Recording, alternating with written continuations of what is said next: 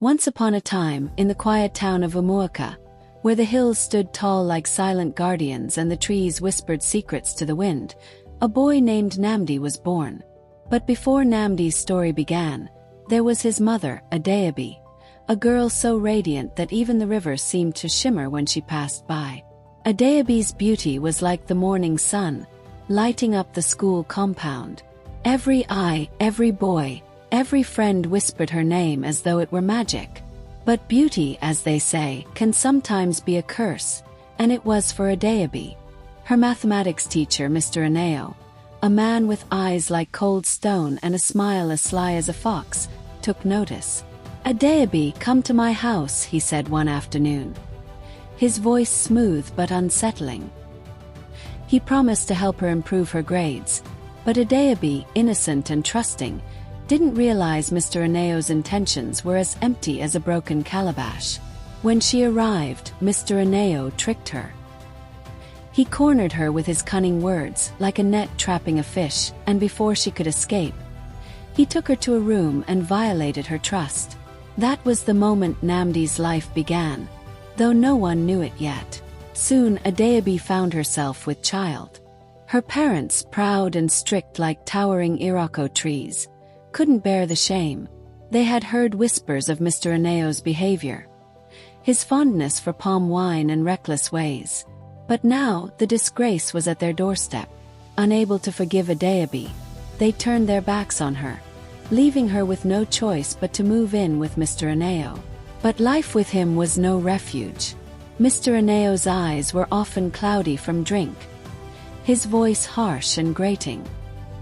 He stumbled through his days, barely acknowledging Adeobi's presence. In that small, crumbling house with a leaking roof, Adeobi endured, her heart weighed down by sorrow. She whispered to the life growing inside her, "One day you'll see the sun." And then, like light breaking through storm clouds, Namdi was born. His skin was soft as a fresh yam tuber, and his bright eyes mirrored his mother's. The townspeople remarked on his beauty even as a baby. Adeobi's heart swelled with love for her son, but also with fear. "Oh Aneo," she whispered one night as Namdi slept, "our son deserves better. He needs love and care, not this chaos." But Mr. Aneo, lost in his drunken stupor, offered no answers. Knowing she couldn't raise Namdi in such an environment, Adeobi made a painful decision. She took Namdi to her parents' home.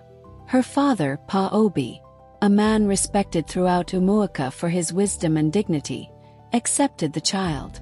Pa Obi was a tall, quiet man with a deep, steady voice like a talking drum.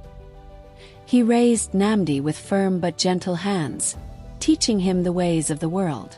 Namdi, a curious and observant boy, admired his grandfather deeply. Pa Obi had a habit, though, a secret he kept hidden. Late at night, when the town was silent and the stars blinked above, he would sit under the udala tree, light a cigarette, and let the smoke drift into the sky. Namdi often peeked from the doorway, watching the smoke swirl like whispers in the night air. As Namdi grew, he helped Pa Obi with chores, fetched water from the well, and played with other children. But the image of his grandfather puffing on a cigarette stayed with him, a flicker of curiosity that refused to fade. Behind Pa Obi's house, a group of young men often gathered, their laughter echoing through the village. They passed around cigarettes, the smoke curling into the air like tiny clouds. Namdi, with his curious eyes, began to watch them from behind the bushes. Their carefree demeanor and the way they blew smoke fascinated him. Sometimes they made rings with the smoke, and other times, it streamed from their noses like the dragons in his grandfather's stories. One afternoon they noticed him. "Namdi, come here, small boy," one of them called with a grin. Excited to be included, Namdi approached. "Do us a small favor," another said, handing him a few coins. "Run to the shop and buy cigarettes for us." Eager to please, Namdi ran to the shop and returned with the cigarettes. They thanked him, ruffling his hair and calling him a good boy. This small errand became a regular task, And with every trip, Namdi felt a strange pride, as though he were part of something important. But little did he know, the smoke and the camaraderie he admired so much would leave a mark on him, a mark that would shape his path in ways he could not yet understand. Soon this small favor turned into a regular task. "Namdi, fetch us some cigarettes, will you?" They'd call out, tossing him coins, their voices filled with laughter and praise. Namdi, eager to be useful and drawn to their attention, would rush off to the shop, returning with the cigarettes like a hero delivering treasure. The young men always welcomed him warmly, patting his back and teasing him playfully. Their approval felt like sunlight on Namdi's young heart, making him feel included in their world of secrets and smoke. But slowly, without him even realizing it, their influence began to seep into him, like dye spreading through water. One day, after returning with their cigarettes, one of the men named Kunnal smiled mischievously and held out a stick.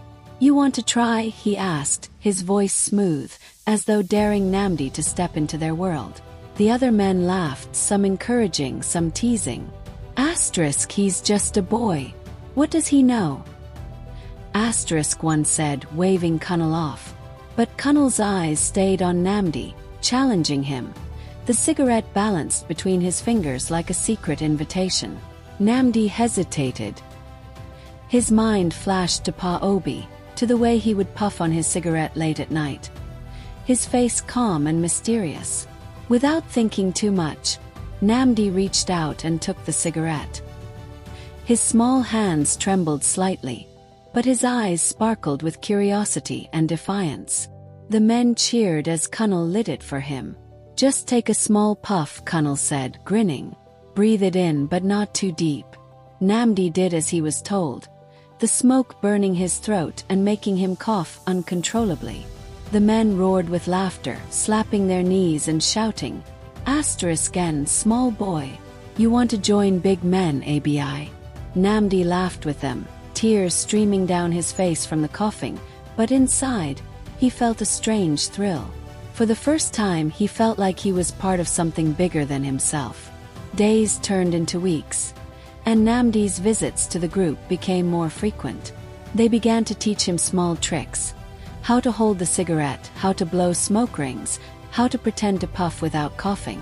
Namdi practiced in secret, imitating the young men and even Pa Obi when no one was watching. But Pa Obi noticed the change in his grandson. Namdi's once bright and curious eyes seemed more distracted, his laughter more forced. One evening, as they sat under the big tree, Pa Obi called him over. "Namdi, my son, come sit with me," he said, his deep voice steady but firm. Namdi obeyed, sitting quietly at his grandfather's feet. "You've been spending a lot of time with those boys behind the house," Pa Obi began, his eyes fixed on the horizon. "Do you know why I don't let you sit with them?" Namdi shook his head, his heart pounding. He didn't want to lie, but he didn't want to disappoint his grandfather either. Pa Obi sighed deeply, his face heavy with thought.